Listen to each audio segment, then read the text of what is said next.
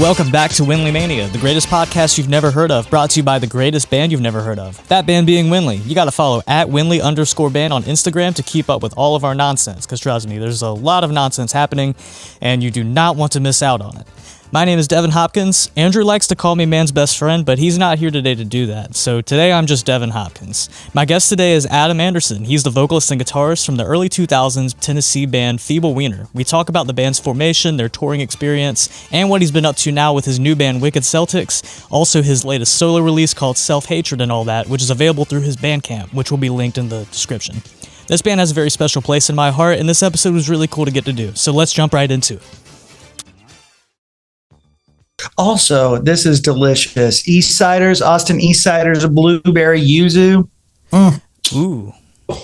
I like the good blueberry ones. Like the Sweetwater Blue is really good too. Oh, Sweetwater 420. That's Carolina, right? Or I think it's Atlanta. Oh yeah, it is Georgia. Yeah. Yep.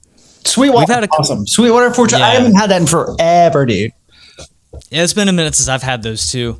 Have you tried Odell's Brewery yet? Two Hearted Ale, so good, man. Two Hearted Ale, I've had that. Yeah, that's pretty good. Yep. I've been on the Voodoo Rangers lately. Shit, you're a pro, huh? The Juice Force or the Fruit Force? Fuck that shit. Like 9.5 or some shit. Oh yeah, I'll take one of those and I'll go to bed. My man. Yeah, I'm a Bud Ice guy. Like Bud Ice? I don't discriminate. You know, I like it all. Yep. Milwaukee's best ice though. It's best value. Well, best everyone has a line, Devin. Everyone has your line. Natty Light-ish. Natty Light-ish. Push. Yeah. Fair enough. Okay. I get a pass. All right. So I'm gonna go ahead and throw us back to the beginning. Right on. The beginning of everything. I had the help of the archive.org Wayback Machine to kind of like get me through some of the stuff to find y'all's old website and all that sort of thing. What are you gonna show me, Devin? I don't have anything to show. Oh, also right. This is just audio. The video's not going up anywhere unless we get something fun. We'll see. Yeah. Let's see what happens. We'll see what happens. But from the beginning, when did Feeble Wiener actually officially start? You know, that is a really good question. I think we started right before we moved to Murfreesboro to go to college at MTSU. Okay. From Greenville, South Carolina. Oh, nice. Carolinian. Hell yeah. Upstate. Foothills. Anyway, so we moved there. Josh and I started jamming on silly songs around 1999. Now I definitely sound old, and I'm about to turn 44, so that checks out. But we graduated college in 2002 and hit the road. We had a serious band at the time, which was great. We were called, and I'm terrible at band names, clearly, Feeble Wiener, but we were called Their Own Stars. Their Own Stars. Just like full emo, like geek in that way, like just bought into it, like part of the scene, straight edge, whatever. Anyway, but this side project took off. We started playing a place called Cyber Cafe on campus, and we noticed people were showing up and singing our songs back to us. We're like, what's happening? Neither one of us had that happen before. We're like, this could be cool.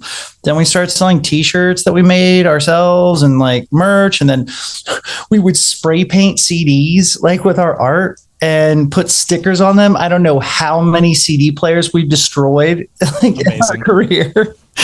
But what we put them in old floppy disks. Anyway, I'm getting far too ahead of myself. But you're doing great. But yeah, so that's kind of how it started. It was like the fellowship, the fan base chose that band, and we're like, well, what do we call it? I think it was like a Beastie Boys / Little Richard tribute.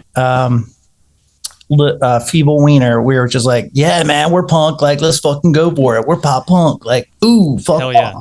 And then go ahead. Then we actually called a tour with our label mate Sunday Driver, who I miss very much. Miami Boys.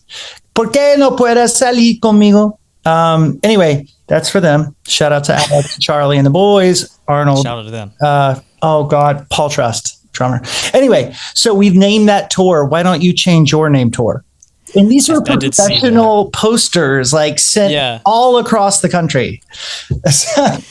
Did you ever have any Did you ever have any pushback from venues because your name basically just means limp dick? Like, was there any pushback? Was there any are you guys a cover band? Like, was there any kind of like apprehension from like a venue or a promoter? Because like, I'm gonna put Feeble Wiener on my poster. I mean, I would put it on every poster. Oh, but, honey, did anyone fight you? We're assholes. So you come at us. You better believe we're doubling down. We want you to have an issue with our name. You're never going to hear the end of it. And it's going to be a memorable moment. Okay, trust. Like we're dickheads. We are wiener. Okay, speaking of Carolina, the best press we ever got was the Charleston City paper. And I have this file somewhere. It's floating out there. I think it's on our Facebook. But it says, visiting act, dickheads. Visiting act, dickheads? Dickheads. Actually, I do think I saw that when I was trying to go through y'all's Facebook and stuff. I saw it. That's funny. I was like, yes, we got made it. Them psyched up, like they're cussing. We provoked them to the point they're printing dickheads. Like, great. So those were some of the positives. The negatives are obvious. Like companies, like when we signed to Universal Music UK, like there was some grumbling. Like of course we heard it. Mm-hmm. How could we not? I mean, but it was the punk rock spirit that really is the band. I mean, we never officially broke up, by the way. So it's just that attitude. And either you fucking have it or you don't. Either you give too much of a shit or you take yourself too seriously, or you're assholes like us and you don't give a fuck. And that's exactly the fucking point of the music. Some will never get it, and that's fine by me. Fuck you. It's not for them. Yes, and you're not working my time. You know what I mean? It's like, bye. I don't care. Like you'll never get it. Like mom. Well, shit. I love my mother. Shout out to Adam's mom. Right. Do not show her this. I love her intensely. She knows that. But she gives me hell. Stupid Nick. Mom. Okay. So, all right. So y'all moved from Greenville. Y'all had what was that first band? Their Own Stars. Their Own Stars. Yeah, Their Own Stars. Then Feeble Wiener kind of birthed from that. Was that kind of like the makeup of the scene in Murfreesboro? Like that kind of punk and emo bands? Dude, our scene was so legit. Like, have you ever heard of a band called Self? Self? Yeah, I think so. Right. Homeboy Matt Mahaffey is a goddamn genius. We got in the van and drove to LA to record with this genius. And he is every bit a wonderful, beautiful genius. I can't even wrap my mind around what he does. Ever. I will never be that good. And I'm okay with it. Because I know someone who is, and he happens to be my friend. So there's that. Right on. So I noticed that y'all kind of just like once Feeble Wiener started, y'all just didn't stop. Like y'all just toured constantly. It looked like. And y'all had y'all had the album out already? We were when you started touring, dude. We were relentless. Did you go to MTSU or like what's your background? Like, I've been in Myrtle Beach my whole life. I'm 25. MB, baby. Come on, Myrtle Beach. I love that place. Oh, where did we play? Oh, so many. Y'all played at the Limelight and Limelight. That's right. Yeah. And the Vampire Band. What's that called? Something about vampires and sluts. Mike. Yeah. Right. They just okay? Michael Wood. Good. Yeah. Michael Wood. They just did I've been he's in Raleigh now. We go back and forth because he'll throw us some shows occasionally to book, and Something About Vampires and Sluts did a reunion show a couple weeks ago. We were able to catch that. Oh my God, I would have gone apeshit. So anyway, God.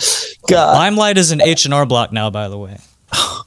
So is there a new Limelight, or what was that? We always loved Village Tavern. Village Tavern. Fucking, oh, no, that's not Myrtle Beach. That was Charleston. Sorry, getting it mixed up. It's been. You're good. Yep. So yeah, y'all were relentlessly touring. Y'all had the album out before all of that, or was that kind of like, did y'all have the album and just say, all right, we're going for it, or did y'all kind of build it up and then do it and then go harder with it? It was interesting. So I studied music business stupidly. No, not stupidly. I say that jokingly. I absolutely love the business that I'm in, and wouldn't take back a second of it. Not for a fucking second. But it's not exactly the most lucrative path, you could say. Mm-hmm. Sorry, Dad. So it's one of those things where, okay, like, this is what I want to do. Like, I love rock and roll. My dad's like into classic rock and shit. Like, loves John Bonham. Like, who doesn't? Was a drummer. Got me, guitar lessons from the lead guitarist of Jackal, if you remember that band. Oh wow, dude! Rock me, roll me, jack me off. That exactly. Chainsaw. Yeah, the chainsaw. Right. They were innovators, is what I mean to say. All that, like, what I invested in music, and then I realized, and I don't remember at what point it happened, probably co-writing with Josh. I was like, dude, this is the best feeling in the entire world. Let's do that. Let's fucking do that. Oh, pipe dream. I can't believe you're not going to law school. Are you doing LSAT prep? Whatever the fuck. Mazel, that could be your path. Don't speak for me. You will never know this feeling. You will never be this inspired, and you will never have as many brothers and sisters as I have worldwide because of music as the common thread. Okay? That is intensely special to me, and it will always be. So that's all to say that, I guess that's how that happened. I lost my train. I blame you. All right. We'll blame it on that. The delicious blueberry elixir that gives us all life. Exactly. So that came out 2002, right? Dear Hot Chick did? And y'all did that. Yep. Was that, did y'all self-record that, or did y'all go to a studio for that one? Our drummer did it. Our drummer, our good friend Jason Bullock. So Jeffrey Horn, and Jason Bullock were a team, a true tag team. They were both learning, they were recording, they were studying music tech. So like music audio, and I was studying on the business side.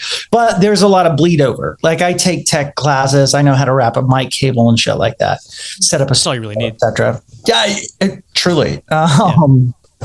More than you know. Anyway, so they were the tech wizards behind it. You're way too young to remember like the Roland things that they used to have. But anyway, they would take this gear, which for 2002 is like bleeding edge. I have a big brain. But they would daisy chain them and then edit it and mix it and master it. And we're like, dudes, this actually sounds legit. Yeah, let's keep going. So we did the entire record, recorded in our house, and got signed to Doghouse Records and got our asses on the fucking road. We were tour dogs. No one was going to tell us otherwise. Hell or high water. Sure enough. Happened. Okay, here's I was thinking about different nuggets, remembering how we started. Josh and I are huge Hot Water Music fans, and the record we loved most was Forever and Counting. It is Forever and Counting, and that was a Doghouse Records release. And then Doghouse called us, and they're like, hey dudes, you guys sound cool. What do you think? We just signed this band called All American Rejects and Say Anything. You in? We're like, what? That was just a call? Email, actually. Email? Yeah. Same thing. I was like, holy shit. That's just a big holy shit for just, I mean, I'd shit myself. I got that. Just a cold email. The moment the moment you realize your life changes. And he's like, in that email, Dirk is such a badass bitch. Like, he just said, like, yep, contracts attached. You guys get 10K to start. Let's go. I was like, damn. What? Yo, also tour support. Also, we're doing your merch. Also, you're in a new family. Like, doing backflips, and I don't do backflips, even at the pool. So, like, the moment your life changes, we did have that moment, even if it was for just 10K or whatever, which still sounds like a lot of money to me. But sounds, yeah. I guess I'm poor. That's great. Whatever. Okay, yeah. So that's where I was about to get to, because that was the next thing I had written down was the Doghouse Records thing, and then they re-released it with a couple different songs. That's right. Y'all did the video with All American Rejects, where y'all like, I guess you all became friends after being signed and doing all the tours and stuff. They're solid dudes. Like, of course, like, you know, they were in the throes of stardom, so like they didn't have much time. But whenever we were through Pensacola, Destin, which is where they have their like vacation home, I think they lived there and wrote there for a bit. But they would always be like the most amazing, generous hosts. Like, come on in, take our beds, like watch these Def Leppard videos with us. Like, what? Do you guys want popcorn? Like, what is happening right now? And their girlfriends were just always so generous and like gracious and like sweet. And it was a family affair, truly.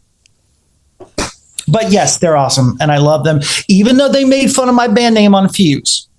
I did see that video. Nick is a Nashvilleian now. Yeah. Oh, yeah? Oh, yeah. Wait till I see him. But Tyson is perfectly loved. Oh, just out of this world talented. You know, but that's that's how you sharpen your blade, right? That's how you sharpen the sword, is like being in the company of greatness, in the company of creative engines. So that must have been like great, because at that point it still seems like y'all were kind of just like a young band, just like 2 or 3 years into it, and have all of that just that quickly is very that's quite an accomplishment, I'd say. It's heady stuff. Yeah, but I'm so glad that we did it. I was on a panel once, a music business panel. I was the worst panelist. I didn't say anything except fielded a question at the very end. And my answer to the question was, we didn't really have a choice. Once we had that feeling, bets were off. We had made the decision full bore. The conquistadors, when they first came over, the shipmen would be nervous and like they're in this new land and everything's crazy and different and weird. Like, are we going to get disease? Like, what the fuck is going on? Are we going to get murdered? The captains had the forethought. You know what they said? Burn the ships. Burn the fucking ships. And they're like, I don't know, bro. Like, I'm the captain. Burn them. That's what we did, essentially. We're like, okay, we're going to give this a couple years. We have no choice in the matter. Like, let's go. And so we never looked back, and it was I still, you know, I'm nostalgic. Caught up in it. Yeah. Burn. Good, because I'm still going down memory lane for you. Let's do it. Come on. Let's do it. I got a little bit. I got a little bit written down. Did some learning. You're noting. As much as the Wayback Machine would help me. So let's see. Where are we now? Where are we? You just kept touring. That's what it looks like. That's what I gathered. Y'all just kept. We stayed on the road, and we made the mistake of touring on Dear Hot Chick too long, because we resurrected it essentially when we had the Doghouse release, which is still a huge feather in my cap to have released music from a label. Yeah, my man. And then we came up with the Trapper Keeper packaging, because works like that, and I love it. Again, we're very nostalgic, clearly. So that shows. Anyway, and Doghouse, to their credit, they're like, Trapper Keeper? Like, Adam, we have to buy like Velcro dots? Like, do you know where to source that? I'm like, I don't know. It's a Trapper. We did it. Like, you figure it out. Like, yeah, you guys got the billions of dollars. Right, yeah. You knew it. Now it's your turn. Like, yeah, we're trying we made the awesome record. Now you put it. Now you can buy the Velcro. Seems like a good trade. Velcro dots. It's a secret. Yeah.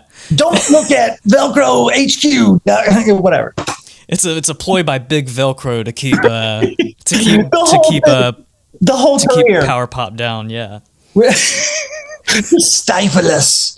I knew it. Elon Musk. Oh, they'll never discover me. All right. So, all right. I guess I'm getting into the point where it is now Mondo Primo. Oh, so what was the strategy behind like a name change, kind of a rebrand? Was there like a big reason for that? You know, looking back, it was a bad call. Like, again, like touching on what I said earlier about our attitudes and not taking ourselves too seriously or bending to the will of anyone but me and the band, right? Mm-hmm. Joshua, Jeff, Bill at the time, right? Benja, Nick. I could go on. We've had some. I have a lot of brothers. Anyway, changing the name came from us recording with Matt Mahaffey. We're doing something serious. We invested, I won't go into that because it's rude to talk about, like, I guess budgets or whatever. But we spent a good chunk of change, and we wanted to make sure it went to Matt and to work with him, which was incredible. What a great experience.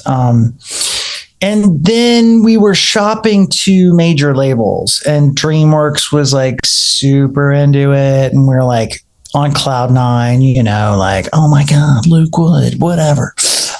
Jimmy Eat World. Right. And Self, actually. Matt Mahaffey, that was how that connection came about. We have a bulletproof attorney, Elizabeth Gregory, who I absolutely adore. In Nashville. But it was around that time that serious discussions were happening, like, okay, this record has real radio potential. Like, you guys are going to do it. It's going to be cool. Like, you guys are a rocket ship, and you're like listening, but kind of half listening, like, oh, shit. And we're drinking a lot, like writing and going into depression, whatever. Like, it just happens. It's part of the game. So, yeah, I regret it looking back, but and then Doghouse didn't support it like in the least bit, except to press the record. Although, credit to them, they did print the 3D glasses. 3D glasses. I was trying to find mine earlier. I have that. Oh shit! I have mine. I think yeah. I was trying to find it the other day. So that was cool. They like pressed the record, but then like nothing, no investment. And then that's the beginning of the dissolution. Yeah. And then I have Heinous Records. So that was a joint venture with Doghouse. That's why they were, extreme family to me, and we're very close, and still love them all today. But I signed my wife's band, Cruiserweight, and then My Hotelier out of Orlando, who, God, man, both of those bands still stand behind it today, 100%. I go back and listen often, and they're dear friends of mine. Awesome. All right, so let's get into Wicked Celtics here. This was my dog. This was okay. So I had to be in I was either in 9th or 10th grade, and I was trying to see if you guys had changed your name again. So I was just looking you guys up everywhere, and I just stumbled across the Sparks video. Oh yeah. And I was like, this is amazing. And I just showed everybody because I was just like, I showed my uncle because he showed me y'all. So I was like, you got to see what the dude from Feable Wiener's doing. Uncle. What's his name? Ryan. What's up, Ryan? Thank you, brother. Shout out to Ryan. He'll probably listen to this one if I tell him to. I hope so.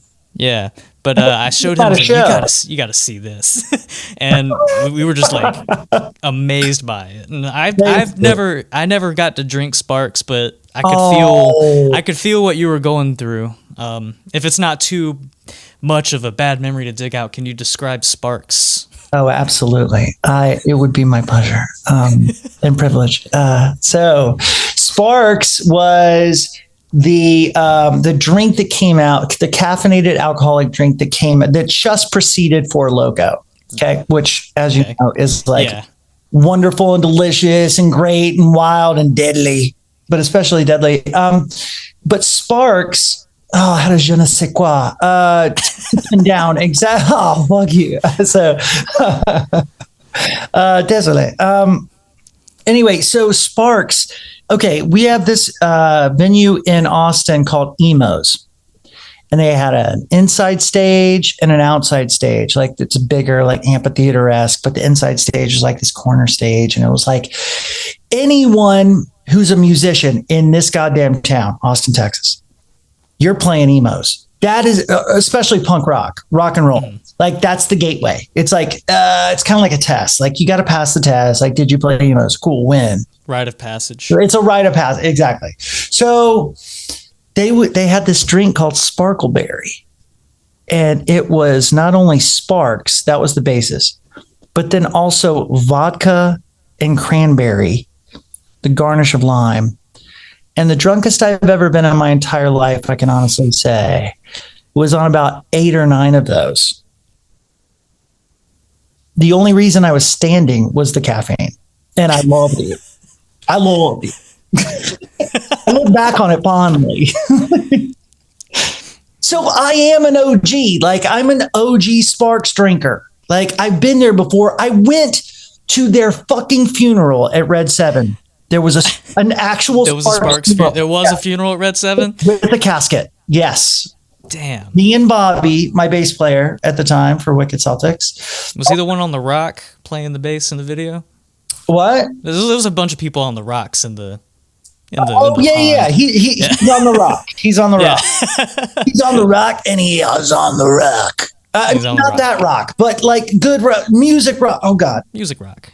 Not meth. All right, not meth. I'm getting in trouble already. Oh, you're good. You're good. This is you can pretty much say whatever you want on here. I don't think we've really cut a whole lot out of any episodes. So. I'm having fun. Open forum. I'm glad, dude. I'm sorry I'm late. Yeah, but dude, it's all good. We made it here now. Cool. What else did I have on Wicked Celtics? What was like the main like inspiration for you doing that project, other than like butt rock bands? Well, well, first of all, yes. Yeah. Like, dude, I'll never forget how heartbroken Daniel, our drummer, was when he heard that I was an actual Chevelle fan. Really? Like, guys, I got to break it to you. This was 2018. I was like, I actually like this band. Like, they're like, dude, like Slippery Slope. Like, man, we got a intervention time. Like, what is good? Like, but I also feel, and I'm a huge student and fan of comedy. Like, the fact that the writer's strike is over, I just watched my Stephen Colbert and Seth Meyers, and it made me just through the roof happy. Anyway, they're legends, and I love Stephen, a fellow Carolinian. That's right. Yeah, he's from Charleston. Yeah. And he and Evie are down there. But and Danny McBride. Yeah, I love legend. Absolute legend. Well, in fact, yeah. So Rough House Pictures is also based in Charleston. Just to have that kind of person and, like, again, creative engine in your corner, it changes the form of the entire project. Like, but we have Danny, so we're good. Like, we got Danny. Like, oh, cool. Yeah, you guys are good. I've been a long time fan of his. Getting back to my original point. A fan of butt rock, grunge. I'm a grunger. So, like, it's that genre that I connect so deeply with from being 14, which, most people experience. But, and then also, like, the new metal thing just kept hanging on the radio. And I was like, wait a minute, what the fuck is going on? Why is this Nickelback song still on here 5 years later? Like, people are into it, dude. And I'm like, awful. Like, because this goes back to Feable Wiener. It's like taking yourself too serious. Like, I'm in a rock band. I know how to play guitar. It's like, dude, anyone can fucking figure it out in like a day if they like try. Like, come on. Like, let's not. Okay. So these fucking dudes. Ooh, ouch, what? Yes. And they're fucking morons, right? Like, they're brain dead morons. Like, it's like, dun, dun, dun, dun. That's good, right? Like, dude, anyone can buy a fucking 7-string and tune it down. We get it. But the general American public, oh my God, here we go. It's so now we're getting stupid. Into it. Here we are. This is the unfiltered. Getting into trouble. Finally. Yes. Oh, the podcast that gets us deplatformed. I'm ready. I've gotten noise complaints from me talking to myself in this apartment. So let me temper. And my wife is going to murder me if I don't. So there's a... So, it was born out of that and like being bored at practice and like, dude, actually the genesis story of Wicked Celtics was me waiting on the cable dudes. And I was watching a hell of a lot of basketball because it was the finals, the Boston Celtics against the LA Lakers. And when cable dudes tell you their schedule, they're like, yeah, dude, we're probably going to see you between like 7 a.m. and like 8 p.m. I'm like, dude, what? Like when... So that left me to my own devices, unemployed at the time, brand new to Austin, living, with my girlfriend. And I was home because I was on cable duty. And the original lyric wasn't Wicked Celtics. It was, what's up with these cable dudes? And then I just kept going. I was like, that's kind of cool. And then I also was like brand new to Apple and like fucking around in GarageBand. I was like, what does this do? Pop, beep, pop, pop. Oh, I sound kind of good with a lot of reverb. And so, I mean, those guys get away with it. So like, exactly my point is like, but what if I sing about the NBA and Burger King Whoppers and Apple iPhones instead of a stupid ex-girlfriend? Like, what would happen? And so it got traction. Like once I did the one video, I was like, I want to do another. And it was iPhone. And it was the first viral video I ever experienced. I just saw it shoot up. I was like, in my kitchen where we filmed it, basically, just me in front of a wall. Yeah. I was like, what is happening? Looking back though, excuse me. The special thing about that video is Steve Jobs is one of my personal heroes of all time. I'm a huge business nerd. I read everything. The fact that he may have seen me sing about his fucking product makes me incredibly happy. Just the fact that there is a chance. There's a chance that there is a fucking chance. He did. He did see it. Actually, I showed him the video. Yeah. You sent him the link. Yeah. I sent him the link. I said, hey man, you got to check this out. I actually emailed Mark Zuckerberg this morning. Yeah. It's my birthday present to myself. But his email is zuck@meta.com, evidently. So just waiting to hear from you, Mark. What a fucking weirdo. So how did you grow that goatee on your goatee? That's impressive. Yeah. With Wicked Celtics, the project, like rehearsal is just one big laugh fest. We get in the room and it's just nonstop. Like, what about this gag? What about this? What if you did this? Oh, ouch. Like just making fun of each other, making fun of Puddle of Mud, like Chevelle, whatever, which is incredibly entertaining. We try to stay on task and like we try to be a tight band because we're all pros. Like we're all touring pros. Like in order to sell the joke, you got to be fucking razor sharp. And we provide the show. And in order to parody something, I truly believe that you have to love it. And it's my love from grunge music. And even like Nickelback, I saw them in Nashville, like fourth row, like could feel the heat off the pyrotechnics. I'm like, kind of into this, like that realization, like maybe there's something more to this than I've given it credit for. But of course, I got everyone got there. Yeah, exactly. So, the name of the goatee, because I started naming my goatees, the name of the one in Sparks, if you remember, is very thin. Yeah. That one's called the Power Trickle. The Power Trickle. Very delicate. Very delicate. Strip. It took me like 5 hours. But the one in We Fit is the 2-man shoe. Mm-hmm. The 2-man shoe. Okay. 2-man shoe. Yep. 2-man shoe. People really like that, including me, especially. Solid. I would do it if I could, but I look like I'm 12. So y'all did do some like live Wicked Celtics shows? Oh yes. There was one show. Oh my God. I mean, we did a handful. I'd say Wicked Celtics probably played 6 to 7 times live. And it's been memorable every time, thankfully. I mean, why else fucking do it? Like, exactly. Do you want to be boring and just like paint by numbers? Like, oh, check me out. Like fucking who cares? Put on a show, motherfucker. Make it special. Make it special. So I try to do that. The boys and I try to do that. And we do. Is it all the Feable Wiener guys, or no? I wish that they were more involved in this project, but I'm in Austin. They're predominantly in Nashville.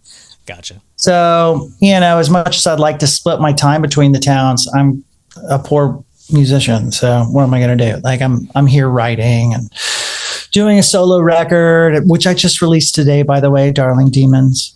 There's another one. I listened. Darling Demons is my first solo record with a shitty fucking $15 acoustic guitar and GarageBand. So, and my brilliant producer Jason Bullock, who's from old Feeble Wiener days, who is incredible. I listened to mine to this day. I listened to the self-hatred and all that, and I was going to touch on that stuff. And let's like what you're doing now. I listened to it at work. What'd you say? I was listening to it at work today. Oh, nice. Yeah. I thought you said good work. I was like, oh. Oh yeah, good work also. So, yeah, I've been pussyfooting around releasing that, and I absolutely abhor Spotify and Apple Music, though it is, Steve Jobs' baby, one of them. But the fact that they can hijack an entire industry, my industry, and just expect to not pay anyone, like any of us, it's criminal. It's evil. It's criminal. It's negligent. Guess how much Daniel Ek, the owner of this fucking shitty Spotify app, is worth? Like, can you guess? I know it's a lot, and I know it's like more than most musicians, and he's never picked up a guitar. More than most humans in the history of human beings? Yes. Yeah. $2.9 billion. Guess how much of that he doles out to artists, right? Like, as a generous soul. None of it. Okay? Yeah. But then you have someone who gives you hope in humanity and the music business, like Derek Sievers, who creates cdbaby.com, sells it for $22 million to disc makers. The very next day after that acquisition, he creates a trust for music education and donates every cent. Man. Who's the badass in that scenario? The guy stealing from poor artists, or the guy furthering music, making a difference, supporting their family, their brothers and sisters? Goddamn right. Why aren't more people talking about it? I'm fucking pissed off. I'm done with it. I want a class action suit. I'm in on it. Come on, baby. We do this together. We do this together. What do you play? I play bass. Yes, sir. Okay, good. Yeah. Yeah, I listen to the tracks. They sound good. Oh, thanks. For recording. I really appreciate it. Did you record in Myrtle Beach? So the latest one on there that's Starving, we did that ourselves. Yeah. And we were very ambitious. We were going to do more, but the pink one, for sure, we did that one in Charlotte. We were like kids. We were like 17, 18. Actually, man, 18, 19, whatever. But we've done new stuff that's coming out cool soon. So that's awesome, dude. But But yeah, I mean, there's like a nervousness around like releasing a solo record that's so raw and like based on my own personal misery. It almost seems like truly selfish, but it is what it is. I'm a musician, so sometimes you just gotta get it out there, and that's like a common thing. A lot of people they're just doing the shit themselves and put it out there. Like, well, how a lot of like, who's gonna pay for it? Like, who's gonna pay for it? No one values music. It's about perceived value. In the industry, unfortunately, was trying to gouge people for $24.99 for a 10 fucking track CD. And they thought, what? Yeah, sounds good, man. Like, fuck yeah, like this. Woo, this train will never end. Like, dogs. Like, you realize that you're harming everyone around you. Incredibly stupid. So yeah, I mean, that's the conundrum, right? Like, how do we fix this? But I intend to, or try. Hell yeah. I like that. Let's see. But Wicked Celtics is the main project right now. Wicked Celtics is the main. Yeah, we're going to be recording a record mid-December, so we're gonna do like re-recordings of iPhone. We're gonna punch it up, like update it, because like now the phone has 14 cameras on it or some shit. Like too many. Mine's got fuck? 2. I don't even know why. What's going on? How many? Anyway, it's because there's only so much you can fucking do, right? It's like Steve Jobs wouldn't allow this. We got all the apps, like the camera's like pretty good, like it's pro level. They record movies on this shit now, so it's like, you know, like we get soon it. The whole back. The 13 is the 14 is the 15 is the 6. Come on, dogs! Like, what's the next marketing gimmick? So figure it out, nerds. Anyway, so it's Wicked Celtics. We're going to be re-recording all that and some new, fun stuff in there too. Fun stuff. Covers. We have like a Lady Gaga cover of Just Dance, which is really fun to play live. And we will continue to book opening acts that are great local butt rock bands. And if they're cool enough to show up and show out, then they're friends of ours, But yeah, our asshole friends are going to be making fun of them the whole time. I can't stop that. I can only do so much. You can only do so much. All right. So you've got your new, you said Darling Demons is the newest release of yours. Where can people go and find that? A site that I absolutely love, which I just found out was absorbed by another company this last month, September 2023, for an undisclosed sum. I hate when they do that. Bandcamp.com, Adam Andersen. Bandcamp.com, Adam Andersen, and Feable Wiener. Yeah. Wicked Celtics lives on Instagram and YouTube. So. Gotcha. Thanks for hanging out with me, man. This is a lot of fun. I'm glad we got to arrange this and make this happen. Yeah, man. Like I said, I've been a fan of yours for a long time, and it was really cool that I was just able to email you, and you said, yeah, let's do it. And then a couple months later, here we are, and yeah, man, that means a lot to me. Dude, you have no idea how much it means to me, too. Thank you. I want to thank Adam once again for joining me on this week's episode. You can follow him at his personal Instagram or on his personal Bandcamp, adamandersen.bandcamp.com. That'll be linked in the description. You can also find him with his band Wicked Celtics at Wicked Celtics on Instagram. I believe they also have a Bandcamp. If it is, it'll be linked to this episode as well. And you gotta also follow at Winley_band on Instagram, on Twitter. And you also gotta follow us on Spotify, Apple Music, wherever you're listening to this podcast, follow us on there. Listen to the new song that we may or may not have, depending on when this comes out. Buy a shirt, come to a show. We'll probably have a show announced. It all depends on everything. Everything depends on something. There's something smart there, but probably not. Either way, thank you for listening. We'll see you next time. Bye-bye.